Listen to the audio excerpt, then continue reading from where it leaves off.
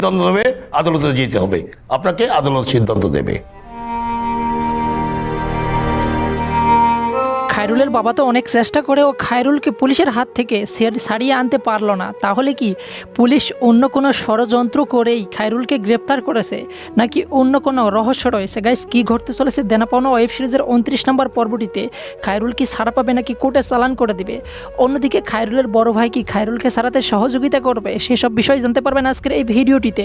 তার সঙ্গে এটাও জানতে পারবেন কবে, কখন, কোন সময়, কোন চ্যানেলে আপলোড করা হবে দেনা পাওনা ওয়েব সিরিজের 29 নম্বর এপিসোড, সেইটাও জানতে পারবেন। তাই ভিডিওটি একটু ধৈর্য সহকারে না টেনে কেটে সম্পূর্ণ ভিডিওটি দেখলে আশা করছি বিস্তারিত জানতে পারবেন। সো গাইস, এখন আসে মেইন পয়েন্ট, মেইন কথায়। 28 নম্বর পর্বের শেষের দিকে আমরা এমনটাই দেখতে পাই যে খায়রুলের বাবা অনেক রিকোয়েস্ট করে পুলিশকে খায়রুলকে যেন ছেড়ে দেওয়া হয়, খায়রুল কোনো দোষ করেনি। অন্যথায় খায়রুলের বিয়ানকে কিছু বখাটে উত্ত্যক্ত করতেছিল, ইপটিজিং করতেছিল, তাদেরকে বাধা দেওয়ার কারণেই কিন্তু খায়রুলকে ধরা হয়। তাহলে পুলিশ অন্ধ নাকি? পুলিশের চোখ কোথায়?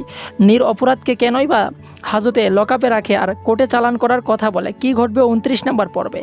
গাইস, আমার যতদূর ধারণা মনে হচ্ছে খায়রুলকে কোনো চক্রান্ত করে ধরিয়ে দেওয়া হয়েছে, ষড়যন্ত্র করে ধরিয়ে দেওয়া হয়েছে, যার কারণেই কিন্তু পুলিশটি টাকা খেয়েছে হয়তোবা। যার জন্য কিন্তু পুলিশ কোনো কথাই শুনতে চাচ্ছে না, শুধু আদালতের দোহাই দিচ্ছে। হয়তোবা 29 নম্বর পর্বে আমরা এমনটাই দেখতে পারবো, খায়রুলকে আদালতে তোলা হবে, সেখানে খায়রুল নির্দোষ প্রমাণিত হয়ে আবারও চলে আসবে বাসাতে। নাহলে অন্যও কিছু ঘটতে পারে। সব কিছু মিলেই 29 নম্বর পর্বটি টানটান উত্তেজনার মধ্যে রয়েছে।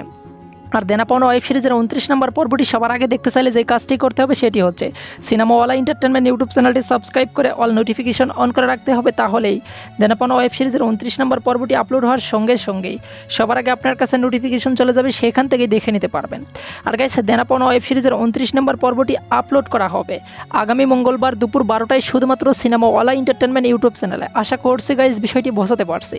সো গাইস, মূলত এই ছিল আজকের ভিডিও। পরবর্তী ভিডিও দেখার আমন্ত্রণ জানিয়ে এখানে বিদায় নিচ্ছি। ধন্যবাদ সবাইকে।